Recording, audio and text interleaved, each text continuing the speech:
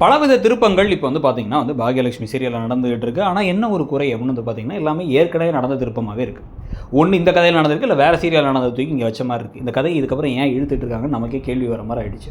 செழியன் இப்போ குடிக்கிறார், முன்னாடி கோபி குடிச்சிட்டு இருப்பார். இப்போ முன்னாடி வந்து கோபியை செழியன் வந்து உள்ளார கூட்டு வருவார், அப்பா குடிச்சிருக்காருன்னு சொல்லிட்டு. இப்போ வந்து செழியனை கோபி கூட்டுறாராமா, அதில் குடிச்சிட்டு டான்ஸ் ஆடுற காட்சிகள்லாம் வேறு ஒரு பக்கம் காமிச்சிட்டு இருக்காங்க.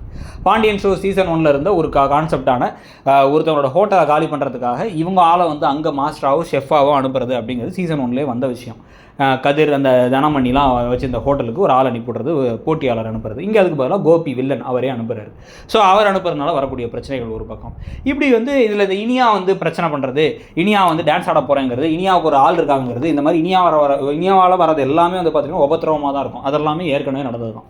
புதுசாக ஏதாச்சும் ஃப்ரெஷ்ஷாக இருக்கான்னு கேட்டால் எதுவுமே கிடையாது. நடந்த ஒரே ஒரு உருப்படியான விஷயம், ராதிகா கோவமாக வந்து பேசிட்டு போனது மட்டும்தான். இப்போ இதில் வேறு இந்த ஷெஃப் ஆனந்த் வந்து இந்த பக்ரீத் விஷயத்தில் பெருசாக ஏதாவது கெடுத்து விடலான்னு பிளான் பண்ணிகிட்டு இருக்க. அந்த பிளானை பற்றி பேசுகிறதுக்காக வந்து கோபியுடைய ஹோட்டலுக்கு வரும்பொழுது அங்கே செழியன் வந்தார். செழியன் வந்து பார்த்து அம்மாவோட ஷெஃப் இங்கே என்ன பண்ணுறாருங்கிறத ஒட்டு கேட்டு, அட பாவி மனுஷனா, அவங்க அப்பா வச்சுட்டு நீலாம் திருந்தவே மாட்டியா மனுஷனாயா நீ அப்படின்னு வந்து பேசி தப்பு பண்ணிட்டோமா, அவர் திருந்திட்டாரா, அவர் நல்லவர் நினச்சானா, அவர் திருந்துறதுக்கான வாய்ப்பே இல்லை, முழு நேரம் வில்லனாக மாறிட்டார், உன்னுடைய பக்ரீத் ஆர்டரை கெடுக்கிறது தான் இந்த ஆளை கூட்டு வந்திருக்காரு, இந்த ஆள் அவரோட ஆள் அப்படிங்கிறத சொல்லி வெளில போடா திருட்டு பையலே அப்படின்னு சொல்லிட்டு பலார் அந்த ஆனந்தை விட்டு அனுப்பி அம்மாவோட சேர்ந்து போய் செழியன் வந்து அவங்க அப்பாவை பார்த்து சீத்து அப்படின்னு சொல்லி காரி துப்பிட்டு வந்தார் அப்படின்னா கரெக்டாகவும் இருக்கும்.